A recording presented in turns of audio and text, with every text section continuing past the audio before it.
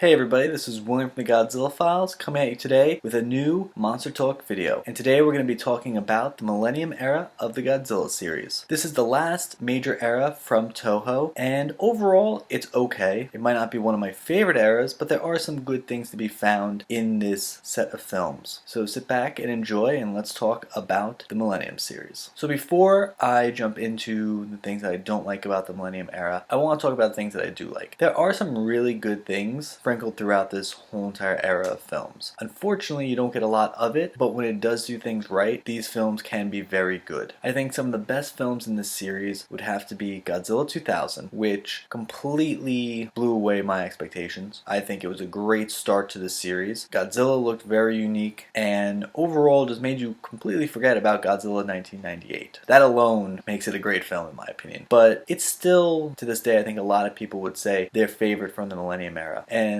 it could be mine as well. Another film that you should definitely look up is GMK. This film was directed by the man who created the Heisei Gamera trilogy, and it is great. I think that this could be the most enjoyable Godzilla film. It is so unique in a lot of different ways that you really should check it out, in my opinion. Between the costume designs and just the story in general, there's a lot to like about this film. And finally, I'm going to say Godzilla Tokyo Sos is another great film. The whole Kiryu saga is very good in my opinion, and it's actually one of the highlights of this era of films, but I'm going to say that Tokyo Sos is probably the strongest with the addition of Mothra. And even though it is definitely a direct continuation of the first film, but as far as just being a standalone film, it's really enjoyable. Another highlight of these films is the special effects. There is a great blend of practical effects and also CGI, and I really have to say they were really trying different things in this series, and I really do admire them for that. The costumes themselves are another strong point. I have to say that Godzilla looks stunning in nearly every film. I always love Godzilla suits that represent the Godzilla that they're trying to portray, and a perfect example of this is GMK. This Godzilla looks horrifying. It is a monster. He comes off as a bad guy, and in the film, that is what he is really supposed to be. He is just annihilating everyone, and he shows no mercy, and the costume itself portrays that. Without ever seeing the movie, if you look at Godzilla, you know that he is a bad guy. He is evil, and I really do like that. I also like the Godzilla design from the Kiryu films, which again are sort of a throwback to old Godzilla designs, just updated, and I really do like that. That is something that they do a lot of in this era of films, and for the most part it works out really well. Also, Godzilla is not the only kaiju to have a really great update. Look at Gigan, for example. Gigan looks really cool in Final Wars. While I still might have a soft spot for the show-up version, this is without a doubt a very cool update. And as I was saying before, the special effects themselves have all been up in a lot of different ways. CGI has definitely become a lot more prevalent, and for the most part they blend okay. You know, it's still not top-tier CGI, but it's still passable in my opinion. Another thing that I really like about this era of films is the music. So they did a lot of experimenting with the music. You know, not the typical Godzilla themes that you found throughout the Heisei and Showa period. And I think it actually works. These films were very different. A way to kind of separate themselves from the past was to create new themes for Godzilla. And without a doubt, GMK is another perfect example of this. Listening to that music shows you just how good of a composer they got for that film. It is